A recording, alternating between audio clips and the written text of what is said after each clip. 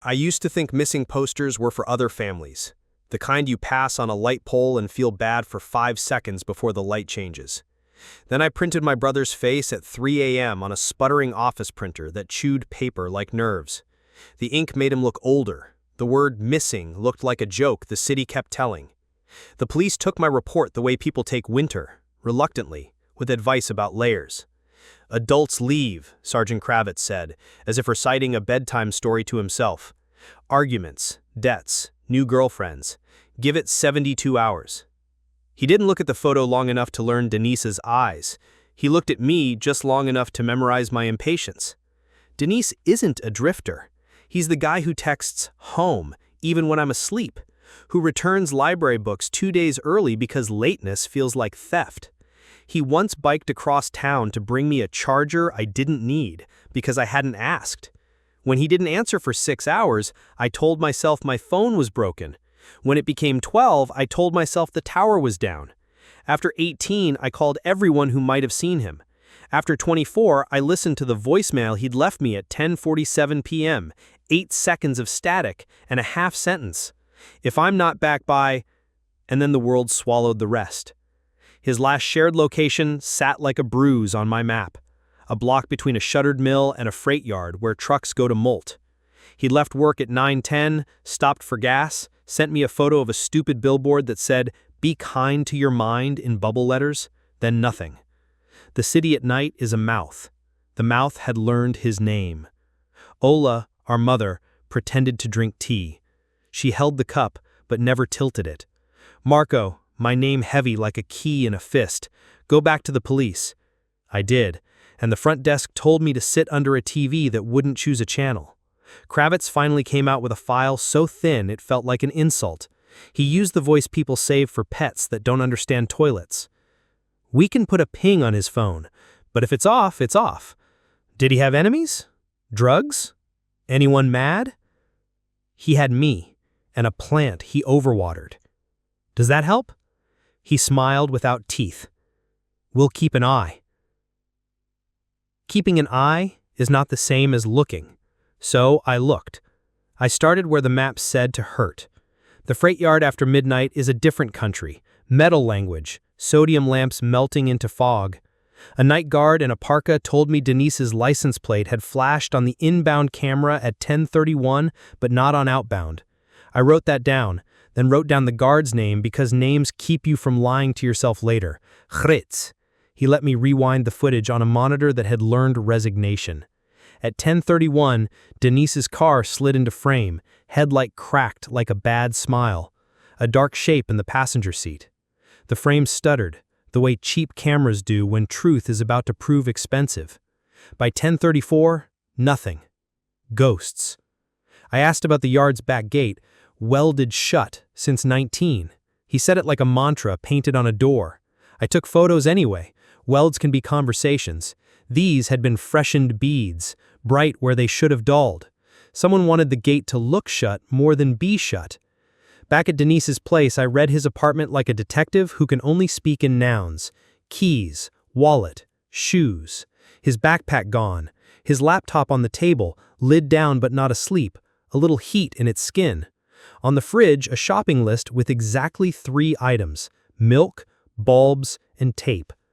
Bulbs made me think of light, and light made me think of cameras, and cameras made me think of Kravitz telling me to rest. Denise keeps notebooks, like other people keep metabolism. The third from the top had a cloth cover and a bend on page 23, his tell, where the thinking got heavy. Inside, dates and street names, a crude flowchart in red pen, Blue Can Logistics, to River Spur, to Quarry, Ask ZM. A phone number without a name. Receipts clipped with paper clips that had decided to be brave. Denise had been sniffing out someone else's trouble. He hadn't told me because he likes to deliver conclusions, unburned by process. I called the number. A woman answered on the 3rd ring, voice like someone who loathes surprises. Marina, she said. Hi, I said. I'm Mark, Denise's brother. He wrote your number next to Quarry. He's missing. Silence that held its breath. He came by last week, she said finally. Asked about empty trucks leaving Blue Can after hours. Said police didn't care. I told him what I tell everyone. I work dispatch for 3 companies and keep my head down. He said he used to keep his up. That makes you easy to count. Did he say where he was going next? Everywhere, she said, a little broken laugh. That boy wanted to staple a map to the city and make it behave. I thanked her, left my number, promised I'd only use it to say good news. People appreciate lies if you fold them well. At 2 a.m., I drove to Blue Can Yard, a rectangle of chain link with a guard shack that had learned not to be warm to strangers. I parked 2 blocks down and watched trucks dream. At 2:37, a rig without markings but with a familiar dent on its fender rolled out the side gate that was supposed to be welded shut. I took a photo, and the flash punished me for being new to this. The rig's brake lights flared. An animal told it had been seen. I killed my lights and sank in my seat like someone who believes car upholstery is armor. The truck didn't turn. It waited. Then it went riverward. I followed at a distance you learn from movies and forget in real life. He took front, then river, then a shortcut that deserved its name, ducking under a viaduct where graffiti said, "Shortcuts kill," in a patient hand. He turned into a lane that had been a lane once, then a rumor, then nothing. I didn't follow. I dropped a pin, screen dumped it, sent it to Denise with a stupid caption, "Your quarry? Call me, idiot." The message turned green like a mood. No deliver. I drove home and watched Denise's face on my kitchen table until it learned new angles. Morning made the city do chores. I brought coffee to the precinct like tribute. Kravitz was there, shirt crisp like a boundary. "You again," he said, as if repeating my name might conjure patience. I told him about Blue Can, about the welded, not welded gate, about the rig that liked the river. He wrote down precisely none of that. Yards cut corners, trucks go places, your brother might have too. He found something, I said. He left me a map and didn't mean to. Kravitz leaned in, voice lower. You're not a cop, you're a brother. Both those jobs get people dead if they try to be the other one. I left before my mouth could choose violence. Outside, a young officer with the name tag Chew caught my eye like an ally discovering she was an ally. She flipped through Denise's notebook like it was a holy book that might bite.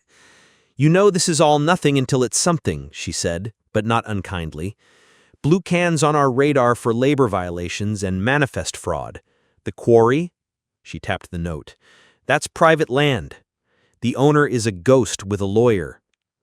Ghosts don't weld." "Sometimes they hire hands," she said, and slipped me a card with a number that wasn't printed on it. "If you find yourself somewhere you shouldn't be, text this." Marina called me back at 4:12 p.m. "Had a driver quit last month," she said without hello. Said night runs to the quarry felt like carting air that breathed. Plate have fallen off the trailer, 7NQ something. He mentioned a foreman named Lion or Leon, could be Leanne. People mumble when they're scared. "Lionel?" I said, thinking of surnames that wear suits. "Maybe," she said. "Listen, I'm not a dam. I can't hold this river back for you. Don't call again unless you're alive." "I'll try to schedule it," I said, and she made a sound that might have been a laugh if it had more time. Dennis's email, which I unlocked with the sin of knowing his favorite movie and his worst password, held 3 drafts that felt like postcards from a person who'd already mailed himself away. "If I disappear, check Blue Can's side gate. Kravitz won't move. If you see me online after midnight, it isn't." The last stopped my heart like a polite hand. After midnight, someone had texted Mom from his number, "Don't wait up," with the period, which he never used. I called the carrier. "SIM swap attempt flagged," the text said. Cheerful like a weather app. "We froze it. Lucky you." Lucky me. At 10 that night, I went back to the yard with a rented drone I didn't know how to fly. It liked trees and doors. It didn't like me. I launched from a playground because crimes love terrible juxtapositions. The drone kissed the top of the fence and then remembered physics. Over the lot, heat signatures glowed. 2 trucks idling, a human moving like he owned ground, one small square of warmth in a trailer that shouldn't have been warm. I hovered. A second human appeared, then a third, all out of the warm trailer, all carrying nothing with the solemnity of pallbearers. I wanted to dive the drone into their faces, to make a noise, to do anything that turned the world back on. Instead, I recorded. The feed jittered once, then steadied. When I landed, my hands shook too hard to unzip the controller case. I sent the clip to Chu with a single line, warm trailer, River Lane, 2214-2218. She responded with a dot, then another, then we see it. Don't be brave alone. I went anyway. Being told not to is a dare I haven't learned to ignore. The River Lane turned its face away like a cat. Halfway down, my headlights smeared a shape on the gravel, fresh weld beads like tears around the back gate's hinge. Someone loved this lie. I killed the lights and listened. Traders in the dark converse in smells.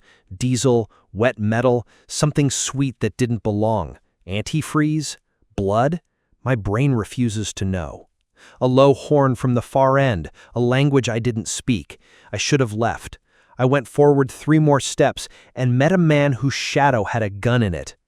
Wrong path, he said. Not cruel, not kind. The barrel pointed at my car like a helpful finger. Back out slow. I'm looking for my brother, Dennis, small scar on his chin, laughs too easy. He said, we all are, which made no sense until it did later. Go. He wore work boots with old cement in the seams. He wore a hoodie that had never been to a mall. He wore a cap with LION embroidered, like a joke on loan. I backed up. He watched like a parent letting a child pretend independence. On the way home, a truck in my mirror chose to be a truck too long. I turned right without signaling, then left, then did the childish thing, pulled into a brightly lit supermarket lot and parked askew, daring the world to embarrass itself. The truck rolled past like it had never known me. My hands didn't stop shaking. They learned it. At 1 a.m., the voicemail repeated itself in my head. If I'm not back by what? By midnight? By truck? By courage? I opened Dennis's notebook again and saw a tiny dot of clear nail polish at the bottom of a page, a habit he picked up from me the year we made fake maps of the neighborhood to keep secrets from kids who didn't exist. Under the dot, pressed into the paper like a ghost tattoo, a number, 27. I texted Verena, 27 mean anything? Trucks? She replied before I could regret asking. Dockplate lane 27, quarry. Then a second later, don't. By noon, I had a plan, and it was bad. I printed 20 flyers that offered a $5,000 reward for info on Dennis, with a number that wasn't mine, but looked like it belonged to someone with a boss. I taped them along river and front, not because rewards move men like the one with the gun, but because attention does. I hung around the last flyer, pretending to care about pigeons. 15 minutes later, a man in a blue can jacket took a photo of the flyer, then of me, then of my car. I took one of him, too. We traded the kind of smiles that aren't. He walked past, phone to ear. Yeah, he said, brother's back. Back where? Back in town? Back stupid? I tailed him to a diner that hadn't closed since 1987. He met a woman at a corner booth, hair tight, eyes tired, hands that loved motion. She looked like dispatch carved into a person. Nora on her lanyard, as if names were a nicety. They didn't order. They traded a USB drive for a folded envelope with the care of surgeons. I sat, pretended to read the menu, and recorded 30 minutes of them not looking like criminals. When they left, I left a tip for the coffee I hadn't drunk and followed them to the river lane again. At the viaduct, they split. Jacket to the right, Nora to the left. The jacket went to the yard. Nora went to the quarry. I texted Chu. 2 birds, 1 quarry. She, stay bright. We're on patrols, not raids. I can be there in 20. Don't be first. I waited exactly 19, and then I drove because patience is a resource I squander. The quarry opened like an old wound, rusted gates, standing water in bowls the sky forgot. Lane 27 was painted on a metal plate with numbers that had learned to flake. A single trailer sat there, doors open like a mouth too full to close. No one. No sound but a pump dying of chores. I stepped onto the dock plate and felt it vibrate with a story. The trailer smelled like burlap and sleep and the sweet wrongness I'd noted before. Inside, on the floor near the second rib, a smear that might have been oil and might have been warning. A small silver thing in the corner caught light.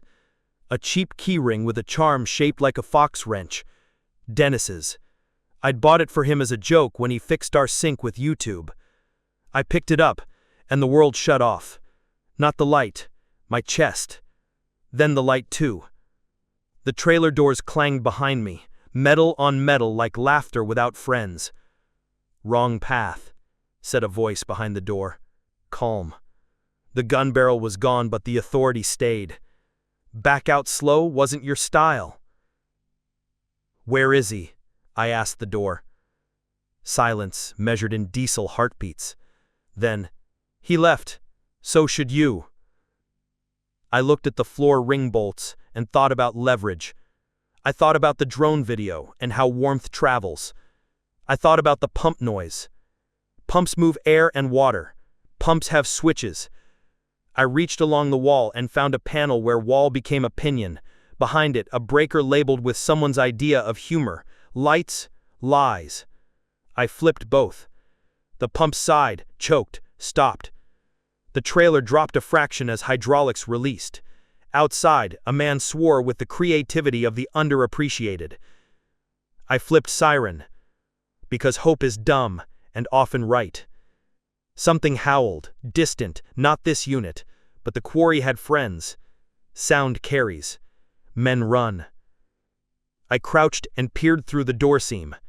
Boots moved left, then right. Indecisive. A radio crackled. 27 / Lion says hold. The name Lion again, pronounced like a suggestion. I shoved at the door, shoulder dumb with adrenaline. It budged enough to make a future. A hand slapped it closed from the outside. "Stay bright," Chu had texted. I had chosen cave. I took out my phone, counted bars like saints. One flicker, then none. Wi-Fi? A network I knew and hated. Guessed. I connected, opened messages, saw green. I opened notes, wrote 3 words I wished were magic. Lane 27. Quarry. Copied. Opened a drafts folder in email. Pasted. Saved. If the world blinked the right way later, sinking would carry my breadcrumbs. Something hit the side of the trailer, metal complaining. The door latch jiggled like a laugh with bad timing. I wedged the fox wrench charm into the latch crack, so if it unlatched, it might not relatch. A stupid plan, a sentimental tool. The charm fit like it had always meant to do more. Tires on gravel, a second car, then a third. Engines off. Footsteps, voices.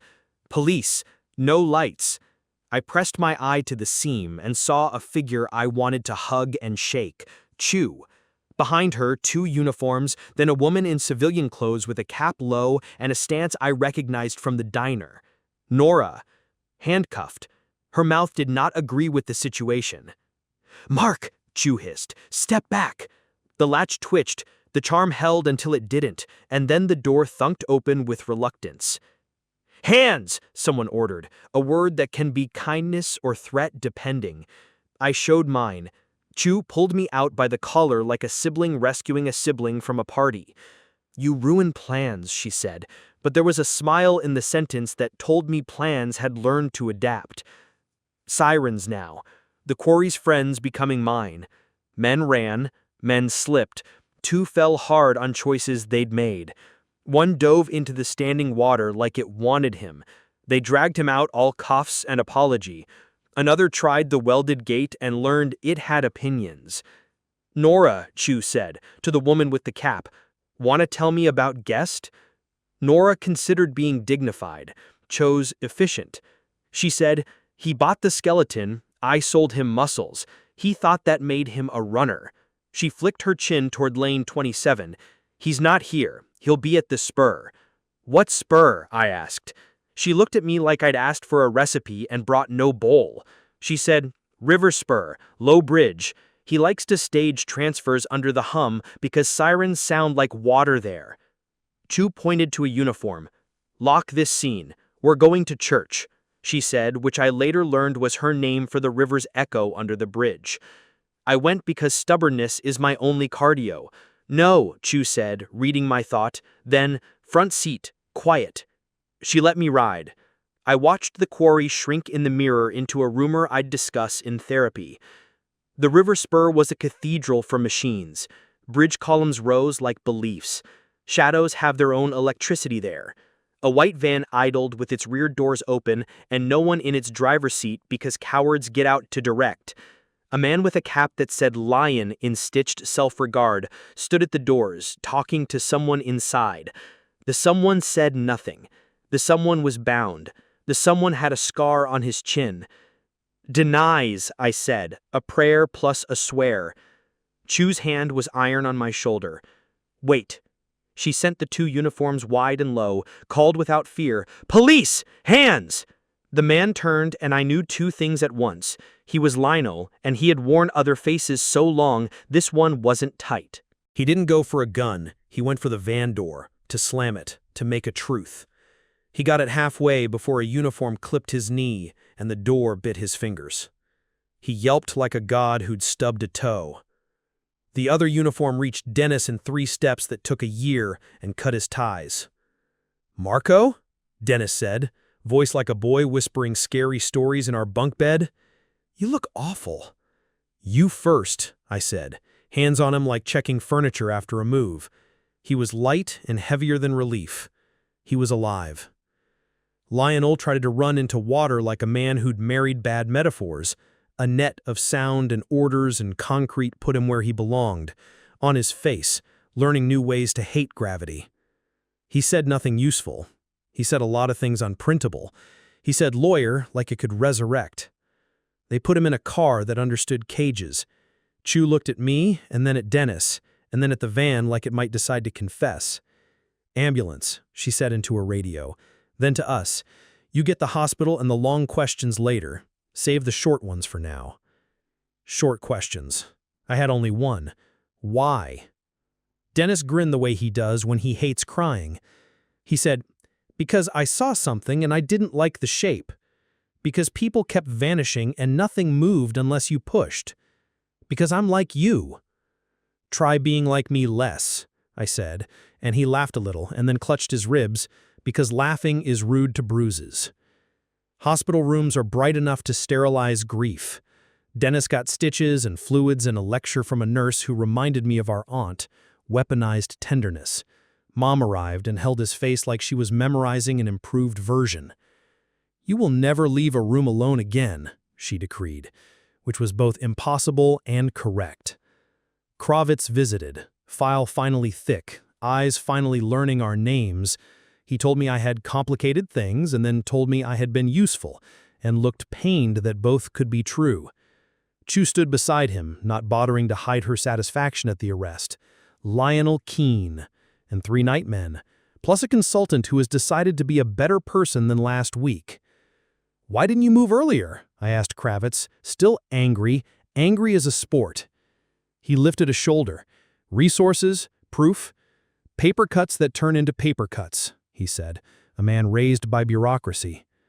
And, he added, the smallest sigh, some people here thought your brother was a volunteer flight risk. We get a lot of those. It makes us cruel without meaning to. You could try meaning not to, I said, and Mom told me with her eyes to be a person who could stay employable in a conversation. In the days that followed, the story grew a spine and walked. Blue Can distanced itself with a statement you could hear the lawyer in. The quarry owner was a trust, the trust was an address that was a box, the box was a man who had died 15 years ago. Nora made a list and a confession. Marina left town for a week and came back with a haircut that said starting over. The city council met under lights that made everyone look like they were sorry. They funded 3 new patrol routes and a boring miracle, a map of dead zones and a plan to fix them. They named it No Shortcuts, because sometimes government gets branding right. Lionel pled not guilty because villains like to be predictable until the last minute. Then the evidence grew teeth. The quarry tapes, the blue can logs that forgot to be fictional, the tech scripts for Home Now that he labeled Reassure like a playlist. He took a deal to make the maximums add up clean. He'll meet a lot of locks. I gave a statement in a voice that was mine and had learned not to shake while being watched. You didn't find me, Denai said during his. My brother did. Then you did. Next time maybe you go first. Cravat stared at his shoes like they were a problem. Chu didn't smile because she doesn't do victory laps. She does work. On the anniversary of the night I thought posters were for other families, I walked with Denai past the viaduct where the word shortcuts had faded into the color of rain. Someone had hung a tiny metal fox wrench on a ribbon from a bolt head. We stood there with coffee we didn't need. You kept it? I asked. I made copies, he said, grinning. You think I'm new? We went home the long way, which had stopped feeling long. Mom had left the porch light on not because she was worried, but because light is what you leave for people you like. Denai sent our group chat a photo of 3 mugs and wrote home without a period, and I liked that my brain no longer saw green bubbles as doom. People ask me what I learned, like there should be a kitey bullet list at the end of a life lesson. Here it is. Believe small alarms. Fix broken bulbs. Share routes with boring friends. Don't wait 72 hours to act like someone matters. Don't expect a poster to do the work of a person. And when the city opens its mouth at night, make it learn your name back. There isn't a clean last line for stories like this. Doors close, doors open. The brother you thought needed saving sits on your couch and asks if you've seen his hoodie, and you pretend not to remember it's the one you stole. The cop who told you to wait now texts tips. The dispatcher who said she keeps her head down sends you a photo of a sunrise like a dare to be soft. Sometimes I still wake to the sound of a truck in a dream. I sit up, count my own breaths, then count the lights on our street like they're witnesses taking attendance. I go to the kitchen, I make tea. I check the porch and see the fox wrench catching morning, and I let myself be a person who came back from a mouth. When I finally sleep again, I don't dream of quarries. I dream of the river in daylight, noisy with gulls, bridge columns looking like they were built for welcome. I dream of Denai texting home and of the small, boring miracle of reading it and not needing to reply. The voicemail lived in my pocket like a shard. If I'm not back by, it had become a superstition, a riddle, a bad song on loop. 2 days after the rescue, Detective Chu texted, Audiolab, bring the original. I brought my phone, my nerves, and the feeling that the end of a sentence might change the beginning of a life. The tech lab was a cave of kindness. Carpet that forgave mistakes, walls that remembered secrets. A sound engineer named Pasha with hair like a storm and patience like a priest took my phone as if it were a bird. He lined up frequencies like shelves. People think we add sound, he said. Mostly we subtract the noise pretending to be sound. He ran the clip through filters that made my brother's breath visible, the truck's hum polite, the smear of the wind step aside. We listened 5 times, each one a different truth. On the 6th, the static opened like a curtain. Denai's voice was right there, present, urgent. If I'm not back by 27, go home. He'd said 27. Not time, not day, a lane. Lane 27 at the quarry, the thing that had already saved him and almost killed me. The number I'd found in his notebook pressed into paper under a dot of clear polish. The number Marina had texted back to me like a dare. The number someone else had painted on a dock plate and forgot to sand off. I pressed my fingers into my eyes until I saw stars.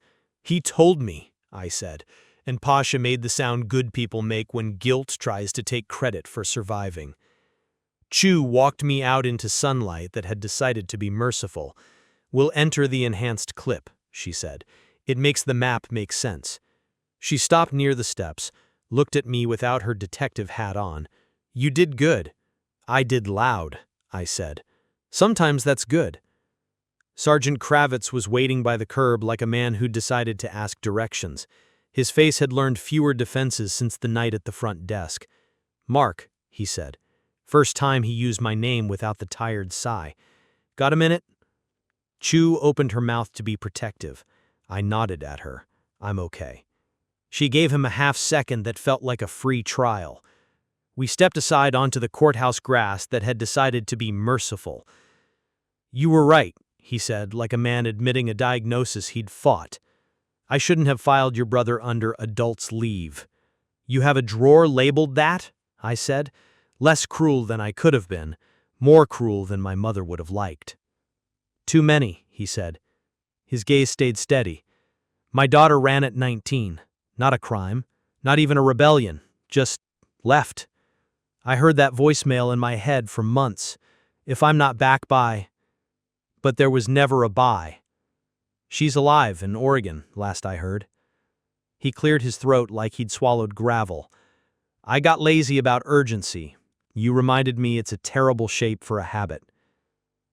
An apology, dressed like a report. I nodded. What now? I asked, because the question helps men like him stand up straight. Now we do paperwork like it's a weapon, and we fix what the city pretended wasn't broken, he said dry. And I try to be the cop you wanted to meet the first time. We shook hands like neighbors learning to mean it. Justice isn't a straight hallway. It's a room full of doors that all say staff only until someone holds one open. Pre-trial hearings felt like intro classes where nobody wanted to be a freshman. Lionel Keene pled not guilty because that's the first costume men like him wear. Nora Hale came in cuffed and chic, every hair obeying a geometry that promised control. On day 3, Marina sat in the pews with a tote bag that read, "I'm busy, not dying," and didn't look at anyone. On day 4, Fritz, the yard guard, testified about welds that refreshed themselves and the way one of the nightmen called him uncle like a bribe. On day 5, the judge said words I liked. Custodial remand, flight risk, devices surrendered. Dennis and I had homework. The prosecutor, a woman named Bielen, prepped us like marathoners. Hydrate, breathe, say I don't know when you don't know. She said juries like clean stories. This one is messy. We don't sand it, we organize it. Will they believe that a network name can be a weapon? I asked. She said they believe whatever we teach them to, which scared me and reassured me at the same time. Between court days, life kept trying to be boring on purpose. Mom made soup like she was paying tithes to the gods. Dennis slept in the living room because my room felt too much like a trophy for luck. We walked to the viaduct sometimes with coffees we didn't finish and talked about small things, our neighbor's cat, a weird ad on the bus, whether the sun was doing a better job than last year. We didn't talk about Lionel because we didn't want his name on our tongues unless necessary. On a Tuesday that pretended to be harmless, someone tried to swap Dennis's SIM again. We found out because his phone blinked no service for the length of a breath and then came back repentant. The carrier called 10 minutes later. Suspicious activity at a kiosk, the rep said cheerfully. Do you authorize this change? We laughed in a way that wasn't laughter. Chu traced the kiosk to a mall where kiosks go to be useless. Security footage showed a kid, 16 at most, handing over a script on his phone to a clerk whose eyes had been in sleep mode since 2009. The kid wore a cap that said no shortcuts, in a way that made us all feel complicated. He didn't look like a villain, he looked like a temp. We met him in an interview room that had painted itself in calming colors. His name was Vlad. He said he needed money for a scooter battery. He said a man on a forum called ZM sent him screenshots and $20. ZM? I asked, and the letters burned a hole in my pocket. ZM was written in Dennis's notebook next to Quarry. Ask ZM. Did you ever meet him? No, Vlad said. Her, maybe. The pic was a woman's hand. He showed the handle on his phone, at ZM_fix, on a chat app that hated subpoenas. The bio said, networks obey me, you should too. 2 days later, we had our ZM. Not a mastermind, a municipal contractor, Zoya Malko, with a badge that opened IT closets and a boyfriend who thought the word hacking sounded like a sport. She'd been selling downtime maps and backdoor configs to anyone with crypto and a grudge, then laundering it through Nora's freelance empire. I didn't touch anyone, Zoya said in an interview we later watched through a glass. I only moved the air. That's the thing about systems. They let people believe air is innocent. The ZM in Dennis's notebook? Not Zoya. We found that later. It was Akara McCullough, a foreman at the quarry who'd changed names after a bankruptcy and didn't like cameras near his lane. Dennis had left himself one clue under the polish and one in letters. He always kept 2 keys to a door. The trial calendar penned itself to June. Nora flipped from defiant to calculating. Her lawyer's heels softened on the tile. She offered a proffer. Give us the skeleton and the organs in exchange for fewer years. The DA bit because bites are how you get to breakfast. Her testimony braided with Marina's dispatch logs and our drone clip and Chu's careful steps through a building that had tried to be a rumor. It made a rope sturdy enough to tie around Lionel. I took the stand with my mouth dry and my hands remembering the weight of a fox wrench charm. Beelan asked questions that let the story carry itself. The defense tried to shrink me into a brother too loud to be useful. You followed trucks at night. You violated posted property lines, the lawyer said. I followed fear, I said. I violated the promise that if I waited 72 hours, someone would come. The jury watched me the way people watch a dog decide if the room is safe. I kept my voice level. I kept the riddle small. Dennis testified the next day, bruise yellow fading, stitches bragging. Why go alone, the defense asked. Because he deserved some blame for daring to decide his body belonged to him. Dennis smiled the way he smiles when he could be kind or honest and chooses honest. Because we don't always get help when we ask. Because I thought a map would be enough. He glanced at me, then back at the jurors. Because my brother is louder than me and I was trying to spare him.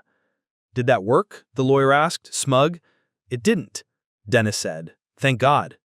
The day Nora testified, the courtroom felt like a gym. Everyone stretched their skepticism. She wore gray the way wolves do. She laid out the tech, captive portals with friendly names, portable servers in Pelican cases, mesh routers that could make a dead zone sing or a bright block go dumb.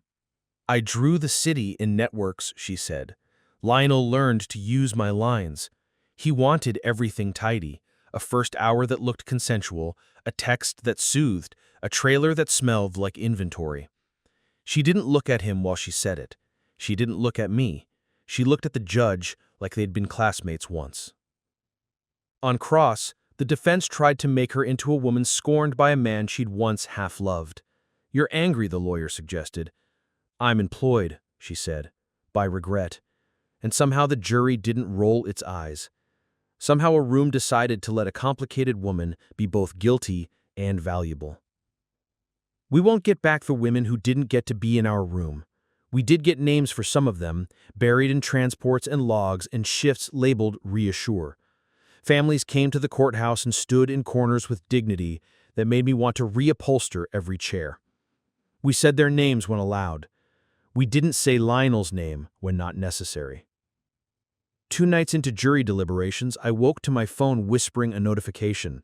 New network available. NO shortcuts public. It made me sit up smiling in the dark. The cafe owner on Grant had asked us what to name the Wi-Fi after the city grant paid for new repeaters. He'd chosen well. I texted Dennis home, and he texted home back, and I spent 5 minutes being grateful for boring redundancy. The verdict came on a Wednesday, the weekday that most looks like somebody's boss. Guilty on all counts that mattered. The judge's sentencing speech did not try to make a poem, it made a schedule. Years, restitution, registry. No devices without monitoring. Lionel stared at the floor like it owed him an apology. Nora got less, truth has coupons, but she got enough. Zoya pled to accessory and lost her badge. Credits paid a fine and kept his job on the condition he learned to tell Welds from lies.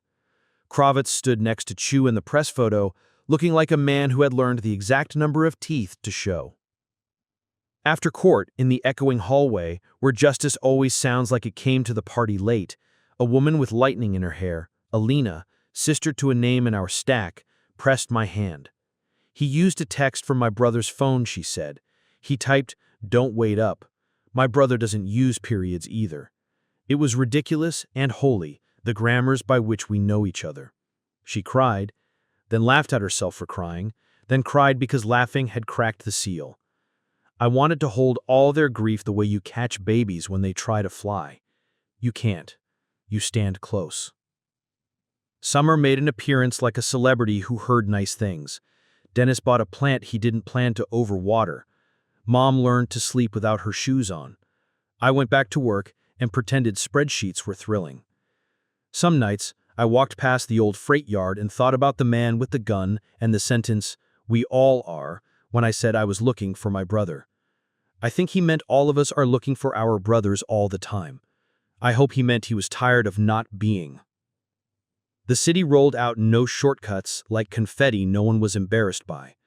New streetlights on the river lane, new cameras that didn't call in sick, a small grant for cafes to host safe check-in cards by the register. Text your word, share your route, believe your hunch, call us if the reply sounds wrong. The cards had a fox wrench in the corner, because sometimes symbols get to keep their seats. I kept the fox charm on my keys. Denise hung one on a bolt under the viaduct with fishing line like a private shrine. If the city ever wonders why that bolt is sacred, they can call me and I'll decide whether to explain. One afternoon, I found Sergeant Cravats at the sandwich shop that uses no shortcuts bags. We both pretended we were there for the pickles. He held a paper cup and the story of a man who'd decided to change on a Wednesday and then had to do it again every day after. My daughter texted me, he said, like a bragger who hates bragging. It said, "I'm okay, not coming back. Don't stop being okay." I think that's a win. "It sounds like consent," I said. He nodded like I'd given him a kinder word for loss. There was one door left to close, the silly kind that squeaks because your heart likes drama. The trust that owned the quarry had been a nesting doll, an LLC inside an LLC inside a P.O. box. Beelan pushed paper like a bulldozer until a name shook loose. M. Zadarajni, a lawyer who'd been dead 15 years and whose signature kept signing.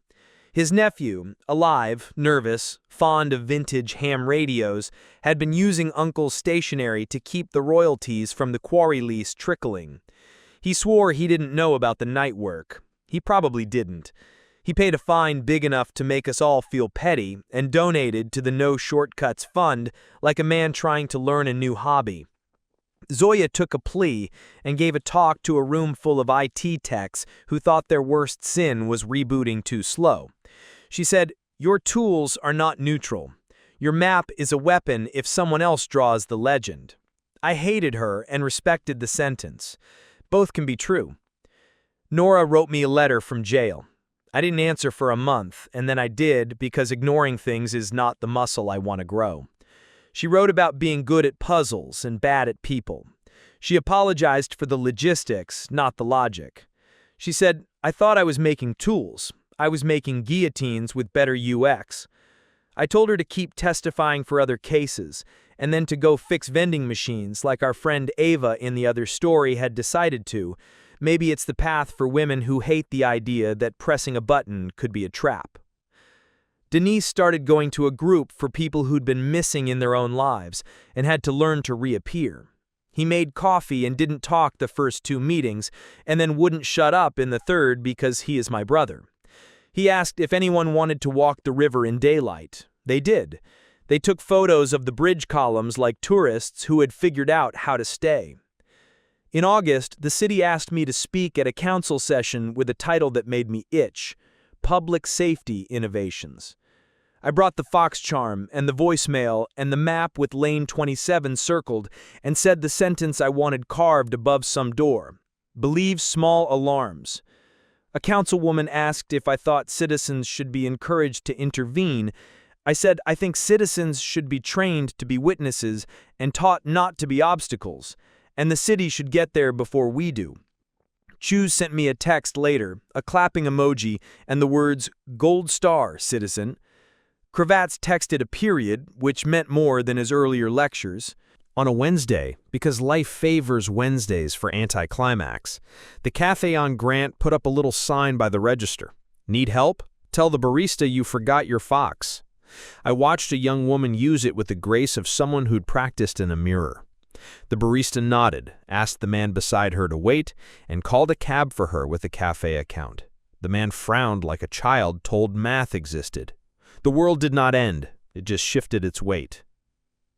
Denise got a job consulting on logistics for a nonprofit that moves food instead of fear. He wore a vest with "volunteer" on the back the first day like a costume he'd always wanted. He still texts home. He sometimes adds a knife and fox emoji, which would be annoying if it hadn't saved our lives twice by making us laugh on nights that didn't deserve it. I still have bad dreams where the door slams and the pump sighs and the light flickers lies.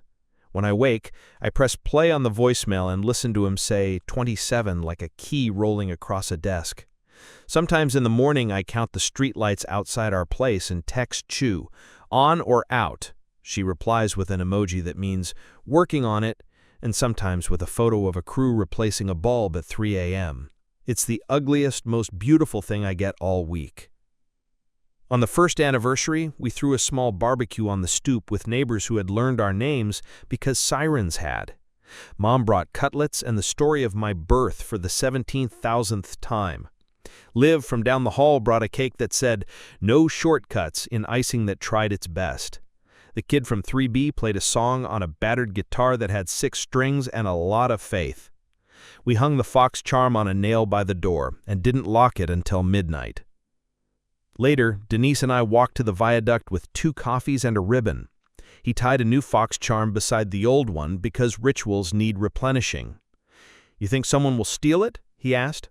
"I hope so," I said. "Maybe it means they needed it." He bumped my shoulder with his. "I'm back," he said for the 1,000th time. "If you're not back by," I began, 27, he finished, smiling. We sat on the curb like kids who had forgotten to be careful. A man on a bike slowed and asked for directions, and we gave them because we are not scared of maps anymore. The river sounded like a city falling asleep and waking up at once. A week later, a reporter called and asked if I had a quote for a story about the downfall of the Keen network. I said, "We didn't downfall anything. We outlived a system and then taught another one to behave." She wrote something kinder than I deserved. People sent me messages that started with "my sister" and "my friend," and sometimes just "me." I wrote back when I had the spine. When I didn't, I printed their messages and put them in a box labeled "Witnesses" and told myself keeping track is a form of respect. One more twist arrived like a letter addressed wrong. A tip from a guy who fixes boats on the river that someone had been buying old police scanners and selling them at flea markets with firmware that made certain channels louder than others. The man at the stall had a scar and the patience of a librarian. His name wasn't Lionel. It was someone else who liked puzzles more than people. We sent Chu.